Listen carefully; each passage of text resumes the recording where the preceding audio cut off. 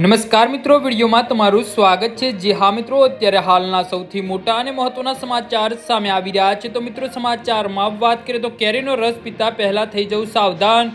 ઉનાળાની કાળઝાળ ગરમીમાં જો લોકો સૌથી વધુ કંઈ પસંદ કરતા હોય તો તે છે ઠંડો કેરીનો રસ। લગ્ન પ્રસંગ હોય કે ઘરનું જમણવાર, કેરીના રસ વગર તો બધું અધૂરું લાગે છે। પરંતુ જો તમે બજારમાંથી લાવી કે ડેરીઓમાંથી રસ ખરીદીને પીતા હોવ તો હવે ભારે સાવધાન થઈ જવાની જરૂર છે। મહેસાણામાંથી એક એવા સમાચાર સામે આવે છે જે તમારી ચિંતા વધારી શકે છે।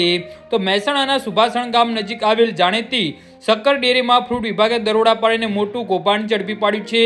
ગરમીની સિઝનની શરૂઆતમાં થતાં જ ભેળસેળિયાઓ તત્વો સક્રિય થઈ જતા હોય છે। લોકોને સ્વાસ્થ્ય સાથે ચેડા કરતા આવા તત્વોને પાઠ ભણાવવા માટે ફૂડ એન્ડ ડ્રગ્સ વિભાગે કમર કસી છે। મહેસાણાના સુભાષણ રોડ પર આવેલ શક્કર ડેરીમાં ફૂડ વિભાગની ટીમે અસોતી તપાસ હાથ ધરી હતી। આ તપાસ દરમિયાન અધિકારીઓ પણ ચોંકી ઉઠ્યા હતા। ડેરીના પરિસરમાંથી ફૂડ વિભાગે નીચેના મુજબ શંકાસ્પદ અને અગાધ જથ્થો જપ્ત કર્યો છે।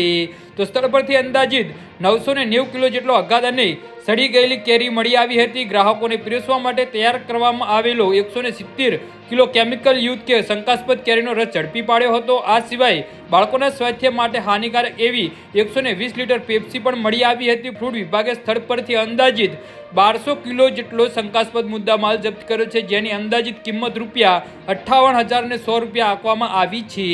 જી હા મિત્રો, તો આના વિશે તમારું શું કહેવું છે તો નીચે અમારી કમેન્ટ બોક્સમાં જરૂરથી જણાવજો અને અમારી યુટ્યુબ ચેનલને સબસ્ક્રાઇબ કરવાની ભૂલતા નહીં।